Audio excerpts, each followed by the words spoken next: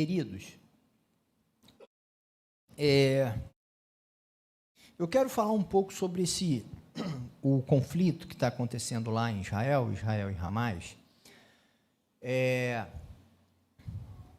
Tem um componente que é histórico, interesses de poder, e tem um componente que perpassa a igreja cristã, que é a questão teológica.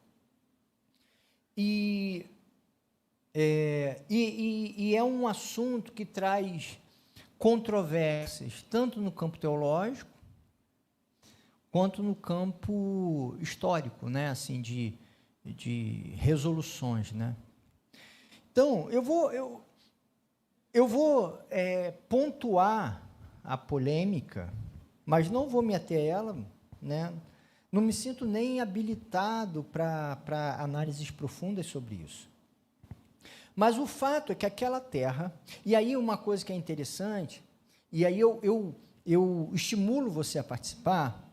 A gente está tendo na EBD, e vai começar uma nova revista agora, a gente está naquele período dos reis, e essa discussão que a gente faz na EBD, da formação da nação de Israel, lá com Moisés, a gente fez isso, né? Está sendo um acompanhamento histórico, vendo a narrativa bíblica e a história.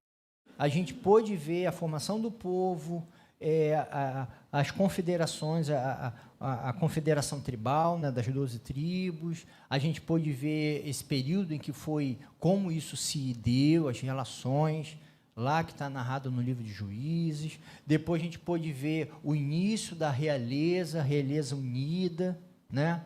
O Israel unido com Saul, Davi e Salomão. Vimos o início agora da ruptura entre Israel, parte norte, e Judá, parte sul. Então está sendo bem interessante, tá? Se você quer entender mais, participe da EBD. É um momento rico nessa direção de entender essa história do Antigo Testamento para entender a formação de Israel. Mas o fato é que pensando como nação e essa questão política, né, tem a questão bíblica da separação, Reino Norte, Reino do Sul, o Sul permanece, o Norte também, tem a ocupação da Síria, que invade, destrói o Norte, é espalhado pela terra, vem outros povos, forma-se o povo samaritano, o Sul fica fiel, tem a invasão da Babilônia, deporta a gente, depois de 70 anos volta, ganha uma autonomia, fica sob o Império Persa, depois o grego, depois tem uma autonomia, tem um períodozinho sob o Egito, ganha uma autonomia lá com os macabeus e entra no Império Romano, tá? E aí, no ano 70, tem uma rebelião dos judeus, o exército romano vem com toda a força, destrói templo, destrói muro, destrói tudo, mata um monte de gente, e começa a diáspora judaica, a dispersão dos judeus, tá? Sai da terra. Fica sob esse domínio romano, até que o movimento islâmico, os árabes vêm, no século VII, tá?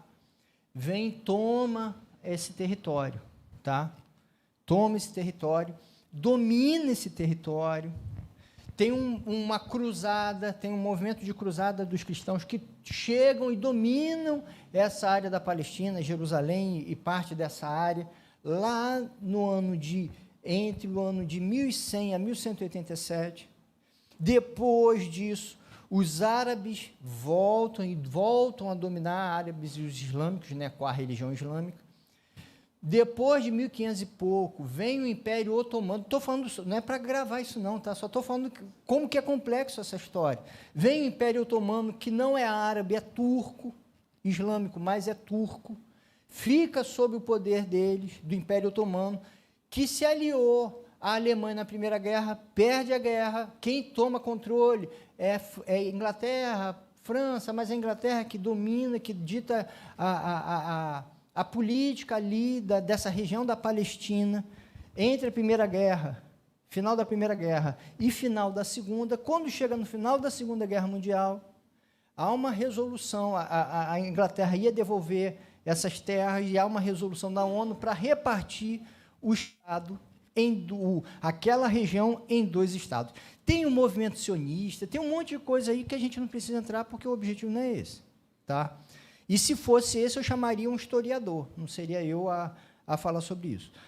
E aí, cria-se os 2 estados. A repartição dos 2 estados era assim, vai dar errado, óbvio. É um estado que não tem contiguidade territorial, não vai dar certo. Né? Israel aceita a repartição, o estado que não existia, que seria o estado da Palestina, não aceita, os árabes não aceitam a repartição, porque, na verdade, vai perder território, era tudo deles, era onde moravam, vai perder território, não aceita, Israel aceita. Tem proclamação do Estado de Israel em 1948, no outro dia tem uma guerra, Israel vence essa guerra, amplia território, a parte que hoje é de Gaza fica sob o domínio egípcio, e a Cisjordânia fica sob o domínio da Jordânia. E fica nessa, tem uma guerra de Suez, mas a guerra do Yom Kippur, que é mais importante aqui, Israel vence essa guerra também, tem a dos 6 dias, né? A dos 6 dias primeiro. Aí, dos 6 dias, ele ganha a guerra, e aí, o que era do Egito controlava a faixa de Gaza, o Israel passa a dominar, e a Cisjordânia, que era dominado pela Jordânia, Israel passa a dominar, e é essa a configuração. Tem variações, tem acordos de paz que não são cumpridos, tem um monte de complicações.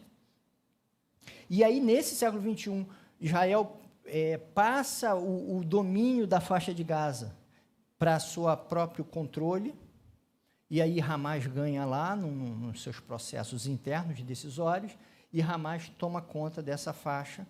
E há vários países que não reconhecem o Estado de Israel. Tá? Vários países ao redor, inclusive o grupo Hamas, o Irã, Líbano, Síria, enfim, vários países. Então, tem esse quadro que é extremamente complexo, tá? Extremamente complexo. A resolução da ONU é que seriam 2 povos, 2 estados. E a gente não vai entrar em questões políticas, porque o que dizem que isso é impossível hoje, porque a Cisjordânia foi retalhada pelos assentamentos. Então, para ter um Estado palestino, teria que retirar os colonos, enfim, é uma confusão, tá?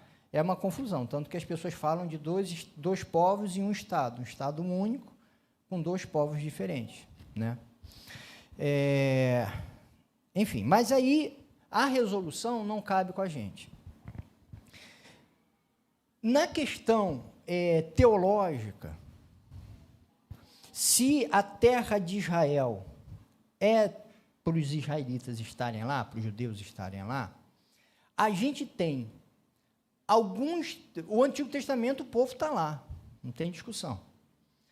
Pensando no Novo Testamento como alguma coisa de predição, tá? De predição de futuro, tem 2 textos que podem apontar que os judeus voltariam para aquela região, tá? Que é Lucas 21, 23, 24. Não precisa nem anotar, porque vai ficar gravado, né? Então, você pode voltar se quiser.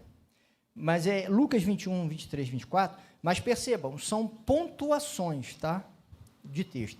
Diz assim, naquele discurso de Jesus sobre o fim dos tempos, sobre a queda de Jerusalém em fim dos tempos, ele diz assim: como serão terríveis aqueles dias para as grávidas e para as que estiverem amamentando. Haverá grande aflição na terra e ira contra este povo. Cairão pela espada e serão levados como prisioneiros para todas as nações. Aí vem a fala.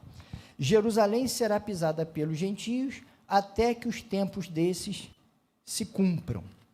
Então, esse é um texto que poderia apontar para o retorno dos judeus a habitar essa região da Palestina, de Jerusalém. Um outro texto lá em 2 Tessalonicenses, capítulo 2, verso 4, esse primeiro mais explícito, esse segundo um pouco menos, que diz assim: O homem do pecado, é Paulo falando sobre o homem do pecado, que é a mesma caracterização do anticristo em João, em 1 João, que é a mesma caracterização da besta no Apocalipse, e o homem da perdição no discurso de Jesus.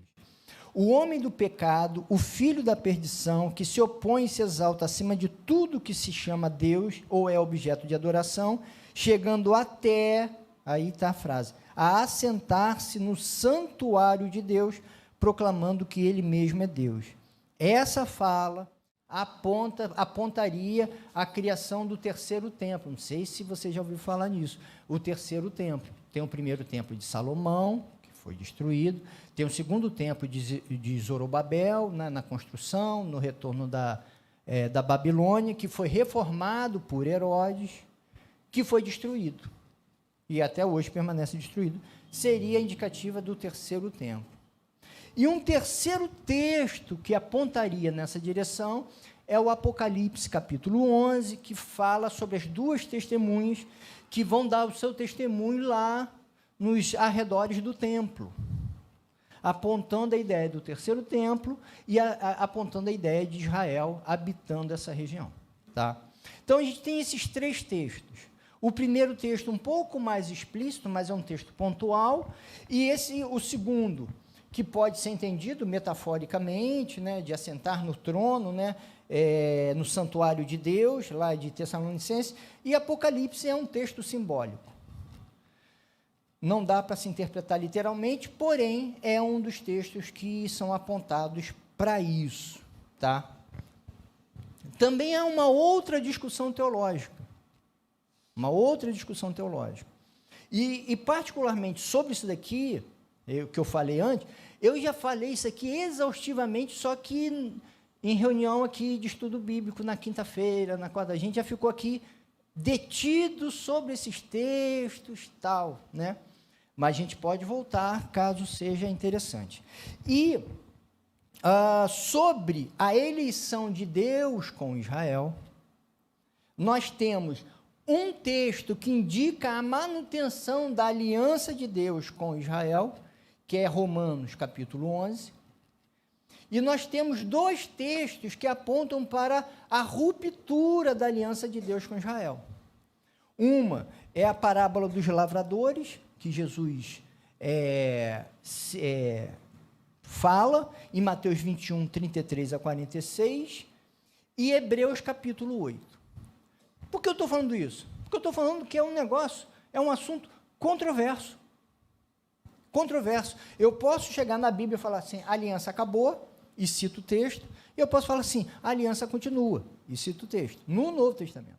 Eu posso falar sobre a construção do terceiro templo, tem um texto, que é esse de Tessalonicenses, o de Apocalipse não dá para basear, para afirmar isso, porque é simbólico. E o retorno sobre a Palestina lá no texto de Lucas. Perceba que é um assunto, convenhamos, pouco enfatizado no texto. Não é um assunto que circula muito mais em nós de envolvimento do que no texto bíblico. Para vocês terem uma ideia, quando da criação do Estado de Israel, a igreja cristã não estava em apoio a Israel, assim, né? Muitos cristãos se opuseram. É com o tempo que essa ideia vai tendo, mas a gente vai, como povo cristão, se alinhando ao pensamento favorável a Israel. Ou seja, de 50 para cá, né? 48 para cá. Então, é um assunto controverso, extremamente controverso, que merece um detalhamento, uma percepção sua, tá? Teria mais coisas a se falar, mas tá? Não vou pontuar aqui. Agora, o que eu quero pontuar com vocês? E o cristão fica do lado dos israelitas ou dos palestinos? Agora, nós, eu e você, a gente fica do lado dos judeus ou dos palestinos da faixa de Gaza? Para quem a gente devota as nossas maiores misericórdias e interesses, né? Com muita honestidade, gente. O cristão fica do lado das pessoas.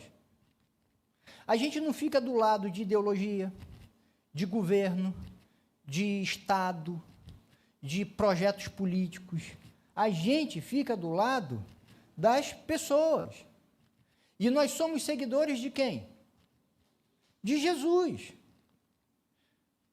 Jesus nos orienta o quê? A amar o próximo como a si mesmo. Próximo mais próximo ao judeu ou mais próximo ao palestino? Não. Então, o cristão é aquele que se alinha para diminuir o sofrimento das pessoas. Quanto mais paz, liberdade, dignidade, é nessa direção que eu, como cristão, sigo. Agora, perceba, é possível que a gente tenha olhares políticos distintos, de resolução. Para o melhor da população lá, o melhor acontecer é isso, o melhor acontecer é aquilo. A gente pode divergir de caminhos. Entende? É a discussão que eu sempre falei sobre ser de esquerda ou de direita. A gente pode conceber diferentemente o funcionamento. Agora, a finalidade é a mesma. Porque eu quero que todo mundo tenha uma vida digna. Eu e todo mundo. Porque eu sou cristão. Agora, como eu chego a isso, eu divirjo. É um Estado maior, um Estado menor, aí é uma discussão que é do campo da política, e a gente vai pensar de forma diferente, sem nenhum problema. Agora, a finalidade é a mesma. E aí, é possível que alguém fale assim, mas e biblicamente? O que a Bíblia nos orienta? Vamos ficar do lado de Israel ou dos palestinos? Aí eu volto, calma aí, mas eu já falei da Bíblia, porque eu falei de Jesus Cristo. E a fala de Jesus Cristo é a que nos orienta. E aí, se a fala de Jesus Cristo nos orienta, aquelas pessoas que foram barbaramente mortas lá em Israel, têm a mesma importância que as pessoas que são barbaramente mortas na Palestina. Porque eu quero a mesma dignidade para todas elas. Entende? Eu não tenho hierarquia de preferências de gente que é mais importante do que outras. Biblicamente, eu sou orientado pelo amor. Aí alguns falam assim, mas os judeus estavam na terra há mais tempo. Se esse for o argumento, os descendentes de Araribóia podem solicitar o meu apartamento, e o seu também. E ainda falando de 500 anos. Os judeus estavam lá há 2000. Entende? 2000. Então, assim, esse é um argumento? Mas para concretude política, não. Porque senão a gente não tem segurança política de nada. E eu não estou falando que a terra também tem que ser dos árabes ou tem que ser dos judeus. Porque agora a terra é dos judeus e a terra é dos árabes. E a gente vai ter que ver, quer dizer, a gente, né? E não é aquele povo, porque aquele povo também não vai conseguir, tem que ter influência externa para decidir como que vai dirimir isso, para viabilizar a dignidade para todos. Aí, mais uma coisa que eu ouço, mas a Bíblia diz que Israel ocupará a terra. A gente não leu? Se diz que ocupará a terra, a gente tem que defender a ocupação. Gente, a Bíblia, hoje no estudo bíblico a gente viu isso. Hoje lá na IBD, e uma discussão bem interessante. Há uma profecia de que a dinastia de Jeroboão, que foi o primeiro rei da parte norte, iria acabar por conta da sua infidelidade. Baasa, que é o terceiro rei de Israel, está fresquinho na mente agora, porque esses nomes são complicados.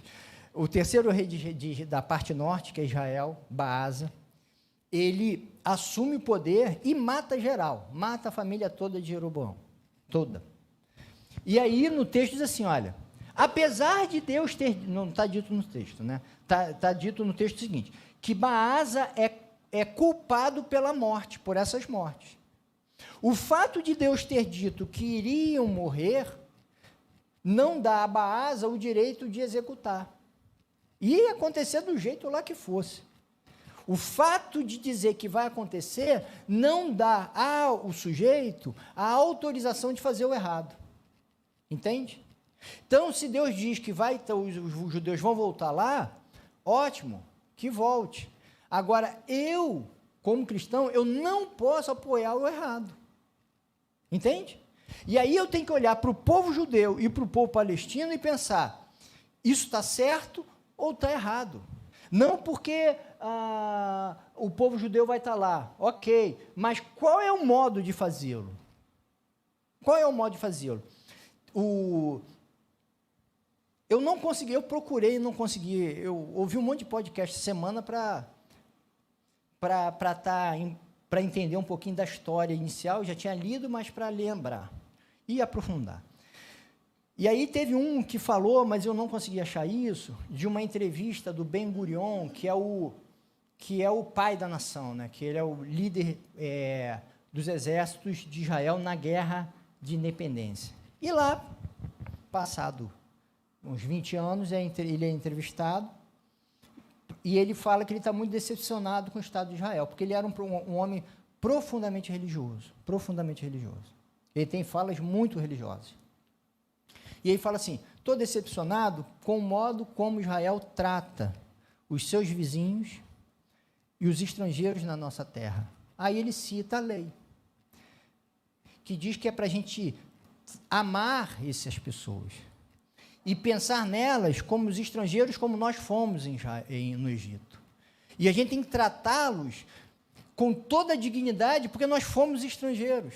E ele falando assim, Israel tinha uma responsabilidade, segundo ele, de Israel ser a luz para as nações. E se a gente tratar os estrangeiros dessa forma, que exemplo a gente está dando para o mundo?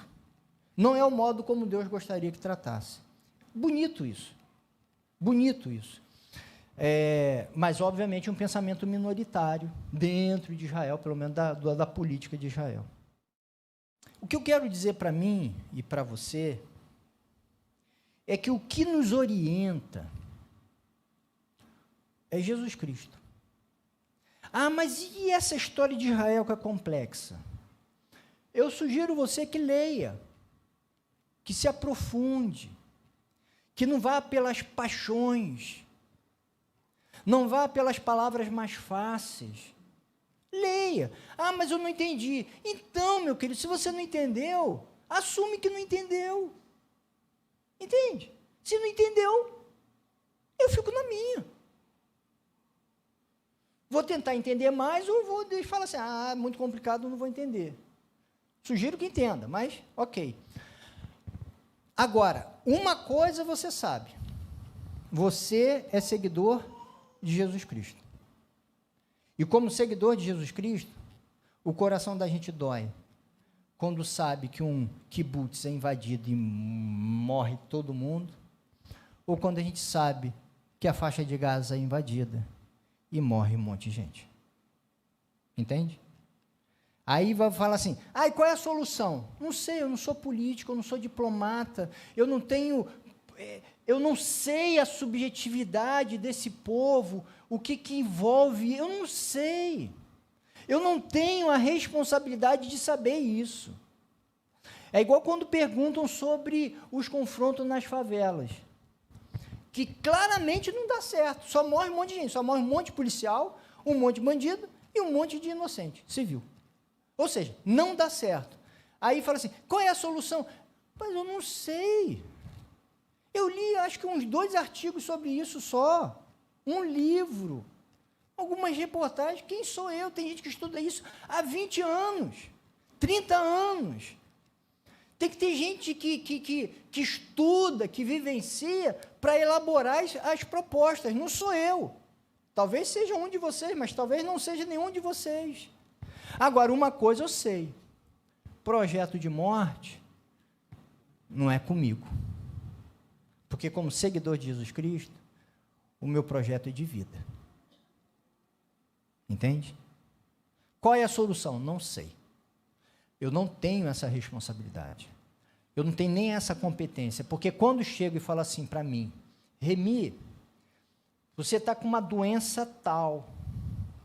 Ninguém pergunta para mim, mas eu não vou chegar para a Silvéria e falar assim, Silvéria, qual é a solução para esse problema que eu estou? Ninguém faz essa pergunta para a Silvéria, não desmerecendo a Silvéria, mas a Silvéria não é médica, não estudou para falar isso. A gente vai para quê? Vou procurar, ainda fala um especialista. Não vai nem num generalista, vai num especialista. Uma pessoa que estuda isso. Aí, quando fala da guerra de Israel, que é um negócio complicadíssimo, a gente não fala, vamos a um especialista. Quando fala do conflito da segurança pública no Rio de Janeiro, não fala assim, vamos a um especialista. Remi, o que você acha? Eu não estou aqui para responder isso. E nem você.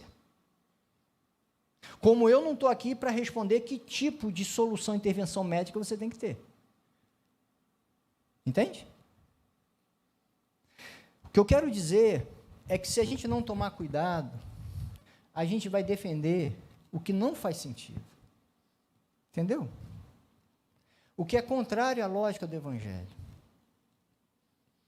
Com muita sinceridade, eu não faço ideia da solução lá. Eu não sei nem o que dá certo ali, ou se dá certo. Eu só sei que eu não defendo a morte de inocente, judeu ou palestino. O meu compromisso não é apontar a solução, porque eu não tenho competência para isso. Mas, como cristão, eu tenho competência para dizer que eu não concordo com as políticas de morte. Ah, mas você é muito idealista. Agora veja o meu mestre, que na cruz fala assim, Pai, perdoa porque não sabe o que faz. Você quer uma coisa mais idealista do que isso? Você quer um negócio do que amar inimigo da outra face, o cara bate e fala assim, e agora, Jesus, eu faço o quê?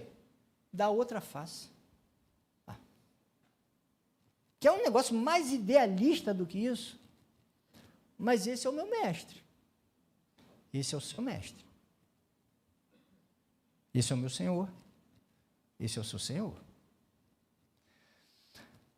É óbvio que existem soluções que passam pela força. Não ignoremos. Mas isso passa por quem tem condições de estudar a fundo para propor as soluções com o mínimo de morte possível, com o mínimo de... Entende? É igual, voltando, por exemplo, o médico, às vezes, até se amputa membros, partes do corpo, para o bem do todo. Mas quem decide isso? É a Silvéria? Remi, eu acho que você deveria cortar essa mão aí, porque eu acho que... É a Silvéria? Estou lá com um problema aqui, a Silvéria, não, corta esse pedaço aí. É assim? Ou a gente vai no especialista, que vai analisar e vai falar, não tem jeito, é melhor cortar. Não é assim? Entende?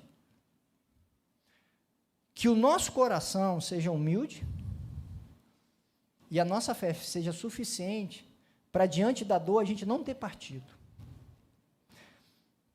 Para, diante do sofrimento, a gente não ter lado.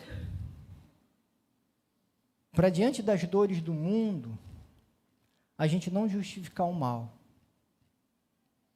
Porque em Jesus, o outro é o meu próximo, a quem eu devo amar.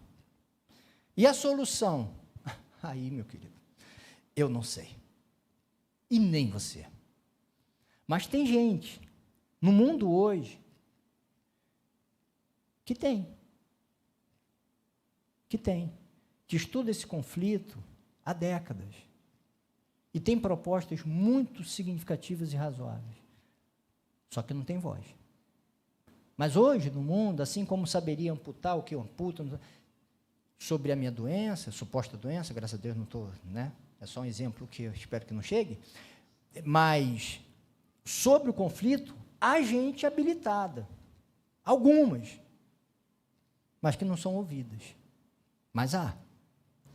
Assim como para a segurança pública do Rio de Janeiro, tem propostas consistentes, só que não são ouvidos, e por aí vai. Entende?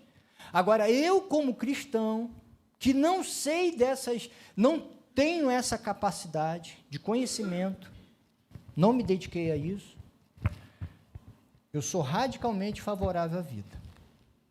A morte, para mim, é em última instância, mesmo sabendo que vai ter, mas é em última instância.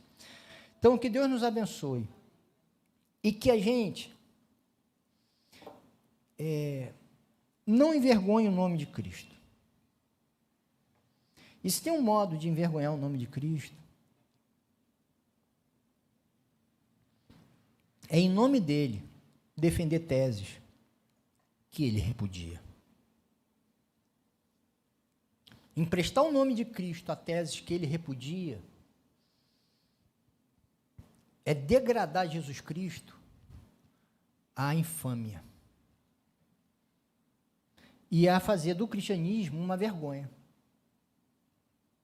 Porque o dia que o cristianismo apoiar a morte de inocentes, seja por qualquer coisa, a gente perdeu a nossa essência mais profunda.